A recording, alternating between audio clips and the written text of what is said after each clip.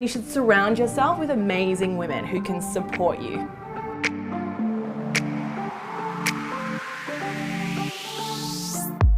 Yeah, I'm feeling so great. It was an amazing room. It's always awesome to be in front of amazing, epic women who are here to learn and to keep progressing their career. So much energy. You walked in there, it's so beautiful, all the flowers, everyone's having a great time. We did some really fun exercises during my presentation, so it felt high energy. I guess I'd just like to say to anyone who's watching, you are awesome. If you don't know that you're awesome, you should. You should be tracking all your successes that you have day to day at work. You should use the Pep Talker app, download it, it'll prompt you twice a week to enter your wins. And you should surround yourself with amazing women who can support you. Every morning I wake up and I have a practice of gratitude. So I go through 3 things that I'm really grateful for. And the other thing that's really helped me as an entrepreneur is time blocking my week. So each day of the week is for a separate sort of theme. So one day is team day, one day is content day. I just like to try and time block. That's really helped me be more productive.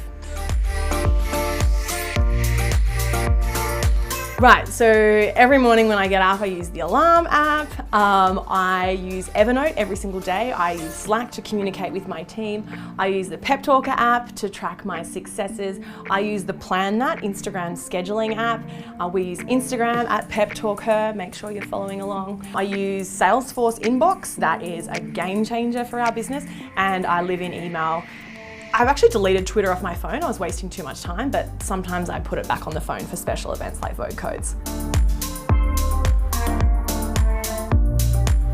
So excited to hear from Jen Rubio from away. I'm based in New York, and obviously Jen is a massive fixture on the entrepreneurship scene in New York. So great to hear her speak and see her again. Also super pumped to hear from Christy Lawrence, who's the founder of Plan That app. I've been following her journey since she first started.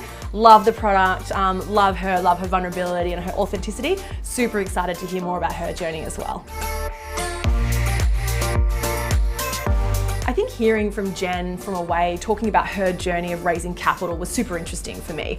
We're raising capital right now for Pep Talk Her, and it really resonated with me when she talked about reframing this concept of raising capital. Rather than seeing it as a burden on someone, asking them for money, you should see it as an opportunity.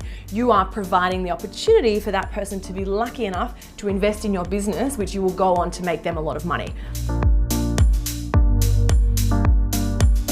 The best quote that I like to live my life by is leap and the net will appear. So when I apply that to my career, it's kind of about like take an opportunity, jump before you're ready and see what happens, because inevitably the net does appear and it's there to support you, and I've certainly tried to live my life by that. I also have a mentor, a former boss of mine, and he gave me some advice once when I was clearly out of my depth and it was showing to other people. He took me aside and he said, Meggie, you're experiencing imposter syndrome.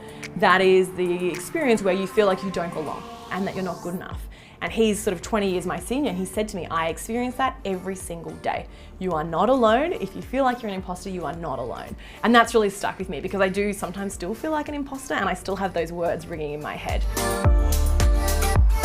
I don't really like to think of things as getting what I want. I prefer to think of life and business as serving others. How can I help other people? That's the way that I've tried to live my life. I think you should always be nice to people. It's nice to be nice, as another mentor of mine said, and that's how we behave in our business. That's how we operate, and that's certainly how I try to behave in life as well.